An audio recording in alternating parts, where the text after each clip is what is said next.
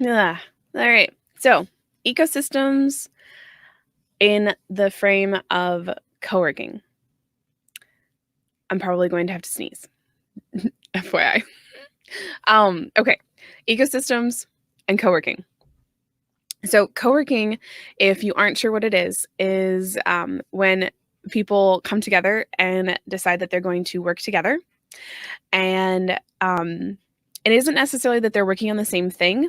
They don't have to be in the same company. They don't even necessarily have to know each other. I mean, I think it's helpful if you know each other. But there are a couple of ways that you can experience co-working. So one of the ways is virtual co-working, which I do a lot of. My dear friend Jenna Moyer and I, we co-work on the regular. I also co-work on the regular with Monique Johnson, who was on yesterday.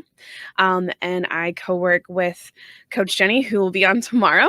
And a plethora of other incredible people who I am so excited are a part of my ecosystem. So that is virtual co-working. Usually for us, virtual co-working is hanging out in a Zoom room together, which Lori did a whole sequence on earlier on how to use Zoom.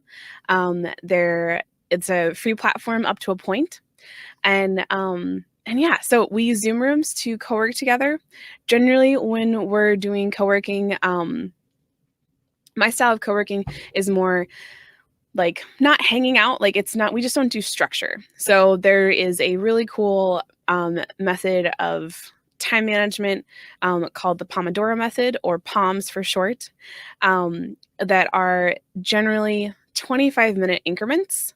I usually do them in about 20-minute increments, and then you take a break.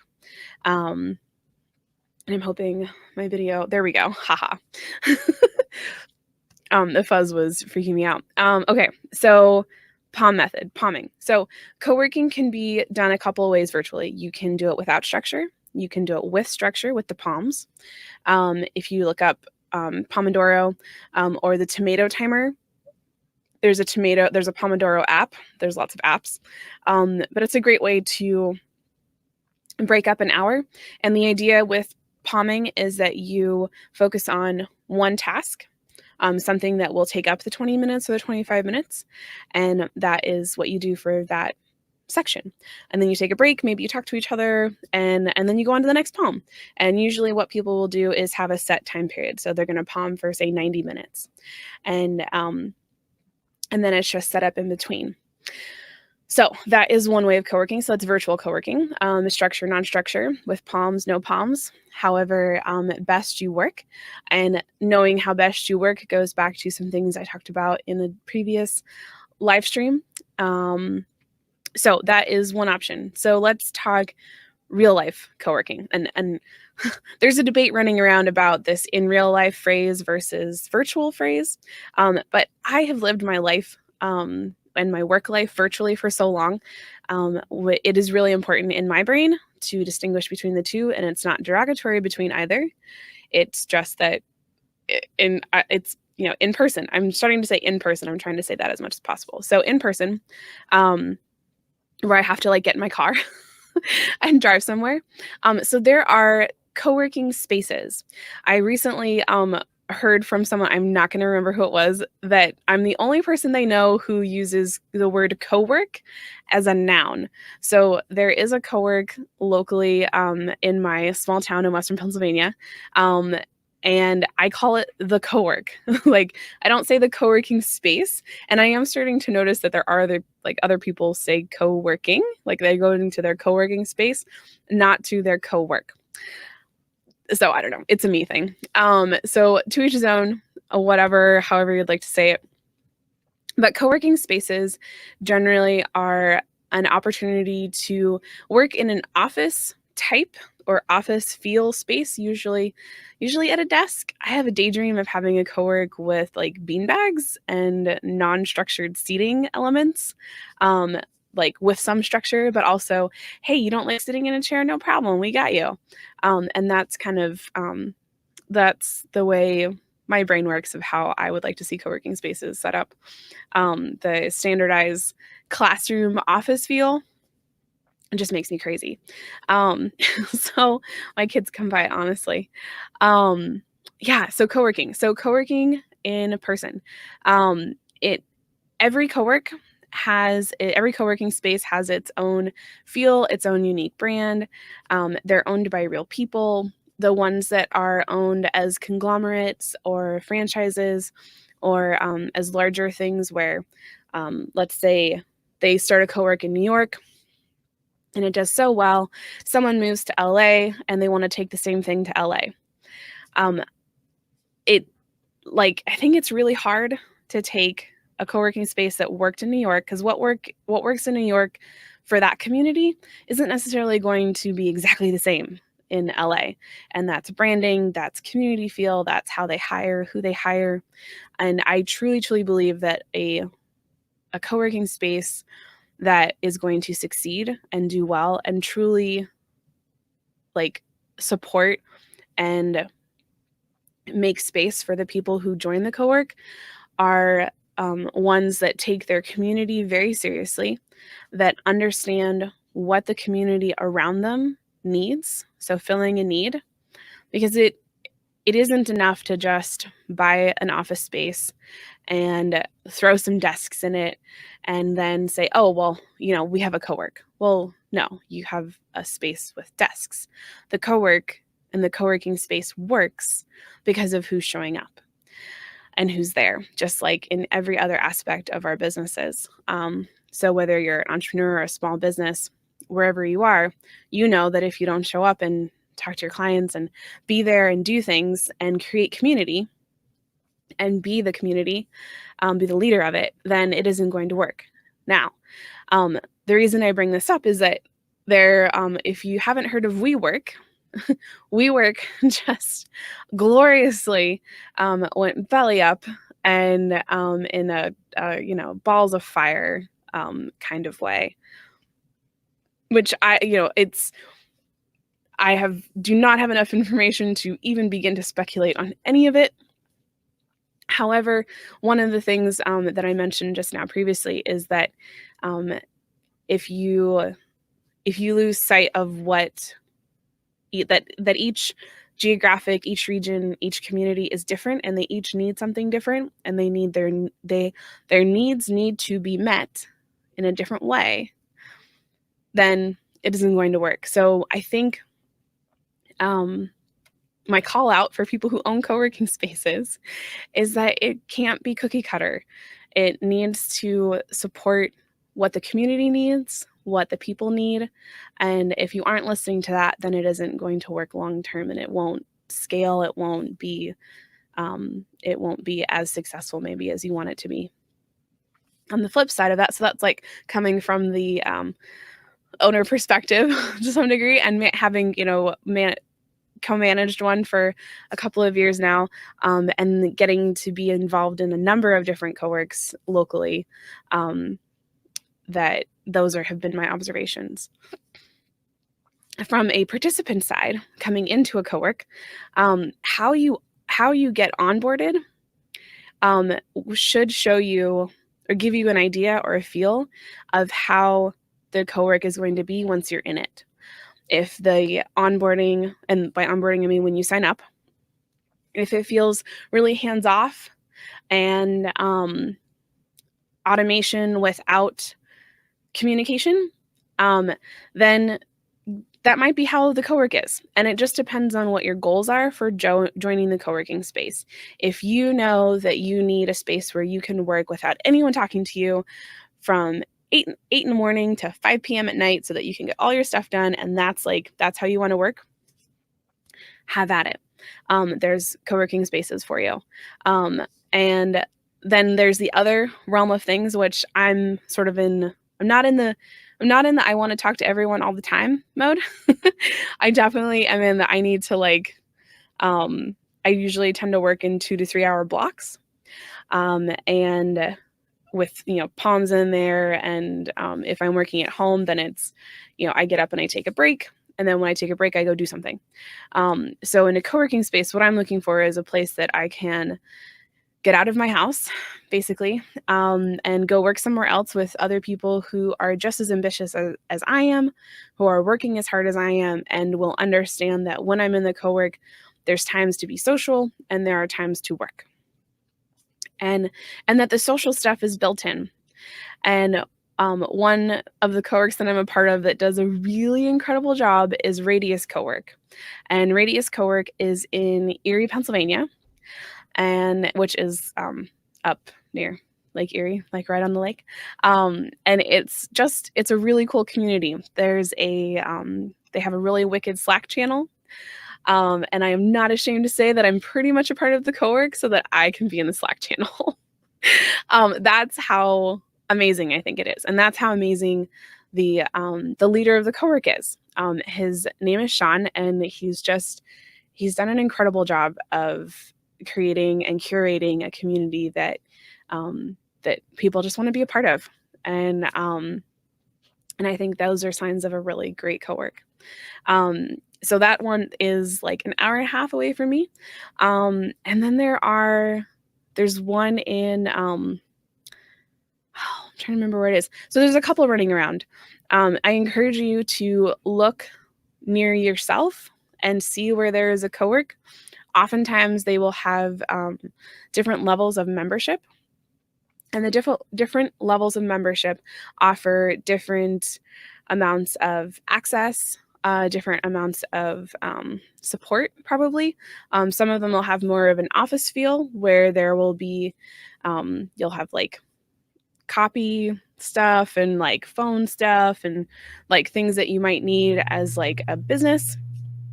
And then like in Sean's co-work for social things, there's potluck days and lunch and learn hours, and there's a lot going on up there.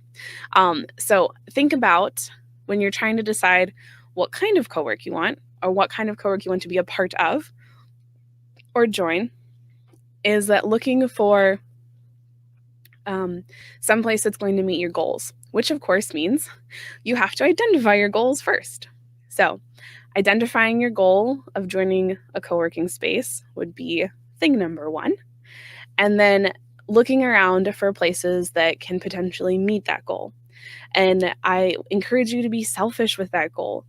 If you truly want to be somewhere where there's social things going on, if you know that you can work really well at home, that you just need to get out of the house, I encourage you to go do that and find a co-work that will support that for you. And then if you, on the flip side, want a place where you can just go and work and no one's going to talk to you, then there's places for that too. And I think there's probably, I have to imagine that there are people who are part of multiple co-working spaces who meet those different needs.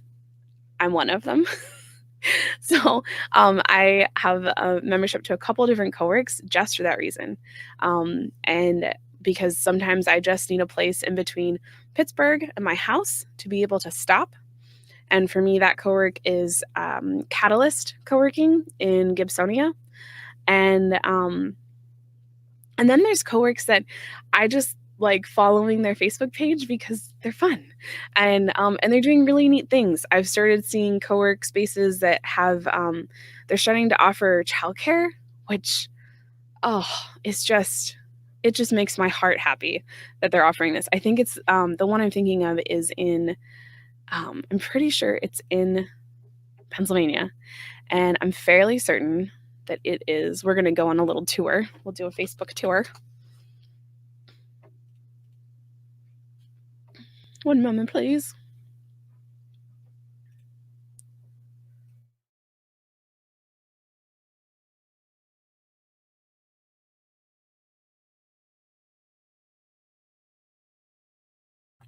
Okay.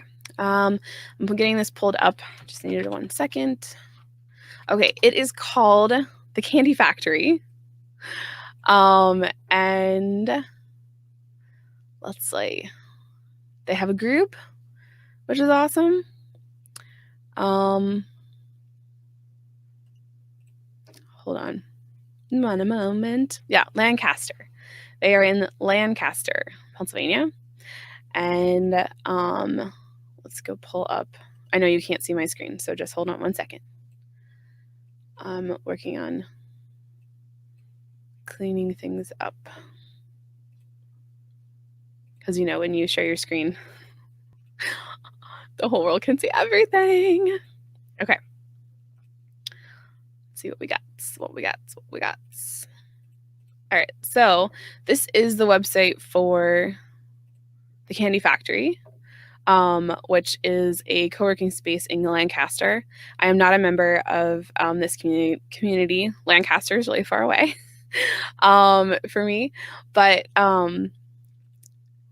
they have Jelly Bellies childcare, which is just, I'm so ecstatic about the fact that they have this. So the Jelly Bellies childcare gives people who have kids at home, small children, an opportunity to be part of a co-work, be in the co-work and work. And I think it's a real testament to where we're going with how people work, with how people engage in the workplace. We have so many more remote workers. Many of them they have families. They're both, they're different genders, all the things. And so the needs that co-working spaces are working to fill, I think are a really, really cool sign of where we're going. And hopefully where we continue to go, where there is an acceptance of, it working in an office with a bunch of people in one office isn't always the best for everyone, and that it's okay to offer different options. So I love that companies are doing that. Since we have our sharing up, let's take a look at Radius Cowork. So Radius Cowork, again, is in Erie. And I should be tagging these pages.